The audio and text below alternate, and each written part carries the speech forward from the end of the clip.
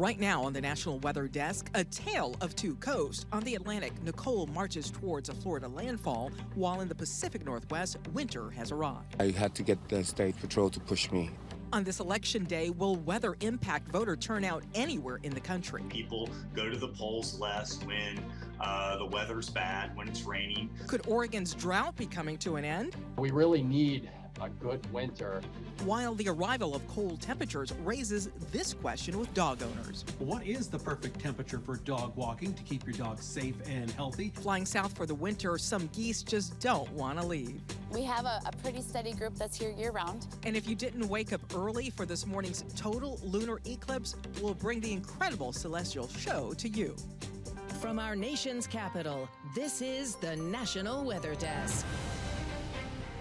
Well, good morning and welcome to the National Weather Desk. I'm meteorologist Veronica Johnson. We have a jam-packed show for you today, including severe weather on both coasts.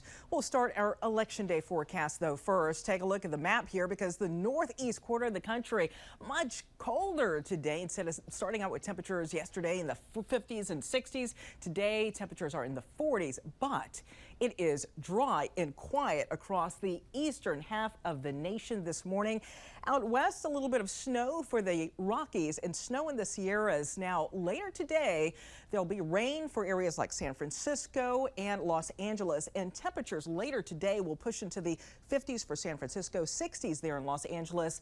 No big weather makers to keep folks from getting out to vote today. And today we're asking if the weather has ever kept you from voting on Election Day. Head over to our Twitter page at NatWXDesk and vote. And as you can see right now, an overwhelming majority says that they voted no matter what the weather was. Well, now to subtropical storm Nicole. This morning, much of Florida is under either a hurricane warning or a watch or a tropical storm warning. Nicole's max sustained winds are around 50 miles an hour, but those winds are expected to intensify as the storm moves off to the west. Its path puts it over the Bahamas tomorrow before making landfall as a hurricane sometime early Thursday morning. Nicole is expected to head north over Florida, then up the east coast, bringing lots of rain from Georgia up into the D.C. region. Well, November is the last month of hurricane season, and as the National Weather Desk tracks subtropical storm Nicole, you may be wondering what's the difference between a tropical storm and a subtropical storm. Let's go to Mobile, Alabama, where meteorologist Alan Seals explains. It's November and the tropics are still active. The 14th named storm of the Atlantic hurricane season is Nicole. It is subtropical storm Nicole. You would expect it to be tropical storm Nicole, but a subtropical storm is a hybrid between a tropical storm and a regular low pressure system. The main distinction is that the radius of high winds is more spread out than it would be in a tropical storm, and subtropical storms could have fronts.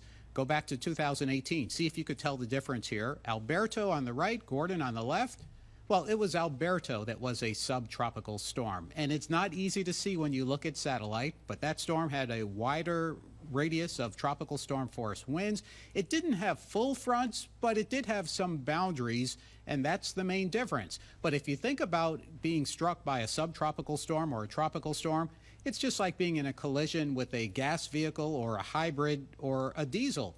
It really won't make a difference on the impact. I'm meteorologist Alan Seals.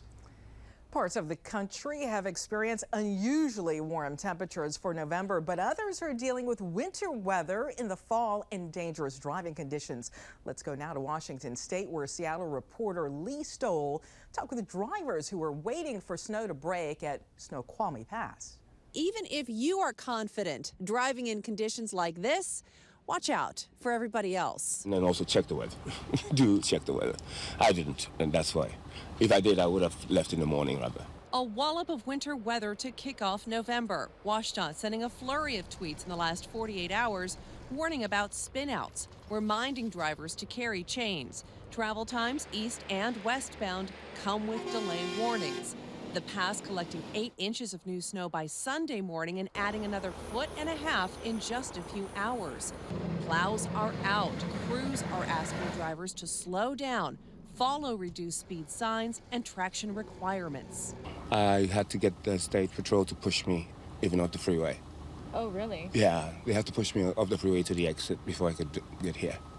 Skiers, if you're wondering what this means for the start of the ski season, I took a look at the summit's most recent posting. They don't have an opening day on the calendar just yet. They may not want to jinx it, but now they have more than a foot of snow at the base.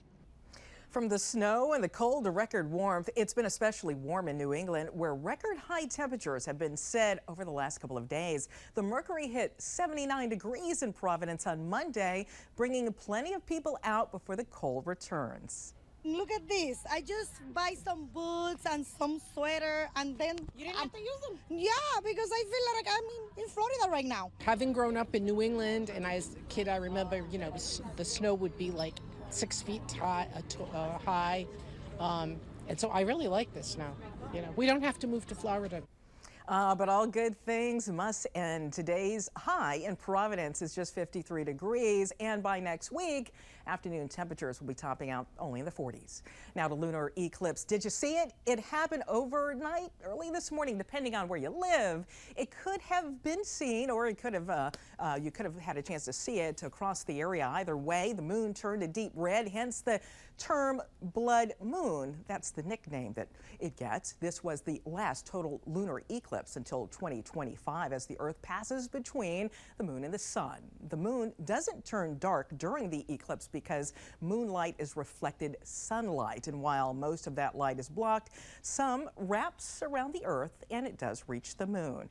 Our team of meteorologists and viewers posted pictures on Twitter, like Josh Cozart in Eugene, Oregon. He posted this great shot with an orange background.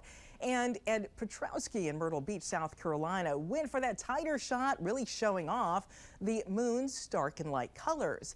And then James Spann in Birmingham, Alabama, posted the progression of the eclipse from viewer Tommy Patterson. You can really see how the moon went from its traditional gray to red over a couple of hours. And to see more of these great shots, head on over to our Instagram and search, of course, the National Weather Desk. All right. Well, it's been a good couple of days in Oregon as the state looks to overcome drought conditions. Recent rains and snow are helping some, but not all parts of the state. Reporter Christina Gardinelli from our station in Portland has more. As we move into a second year of La Nina patterns, the precipitation falling across the northwest parts of Oregon is expected to have a positive impact on drought conditions. Trina Jensen is a meteorologist at the National Weather Service in Portland. Most places in Oregon will see improving drought conditions or complete removal of the drought by January. This U.S. drought monitor shows the progress since November of last year. But the southeastern parts of Oregon, where drought has been the most persistent, are not expecting to see drastic change. Ryan Sandler is a meteorologist at the National Weather Service in Medford. We've had 2 moderate La Ninas in a row the last 2 winters, and we've been either normal or below normal for dryness. You can see those problem areas on this drought monitor forecast for November. The areas in green and light brown are where drought is reversed and improved. The dark brown portion in southeast Oregon is where it persists. Sandler says what really impacts drought in that region is the snowpack. Yeah, we really need a good winter. I think even some people would take some minor flooding if we could just get a snowpack built up. The series of tornadoes that struck Texas on Friday left a firehouse in ruins. Yesterday, firefighters gathered at the Hughes Springs Volunteer Fire Department to salvage what they could. Friday, Randy Jones came to work planning to help his neighbors, but he didn't expect the firehouse would be hit. It just hit. The rain hit, and 10 seconds later, the building started coming apart. He called me as soon as he was able to get clear to tell us to take shelter, or to get to his phone. He called us to take shelter, take shelter. It was terrifying not knowing if he was really okay, if he was still stuck in the building. Then he went out to work helping other victims until the middle of the night. As you might expect, firehouses from across Texas have been reaching out, offering their help. And coming up on the National Weather Desk, we'll talk with an expert about how weather can impact voter turnout. And did you know not all birds fly south in the winter? We take a look at the geese that are sticking around for the cold winter months to come. And time to test your weather wit. What 2 variables make up severe thunderstorms? Is it strong winds, lightning, low visibility, or large hail? Be sure to pick 2 answers. We'll get right back to you after this short break.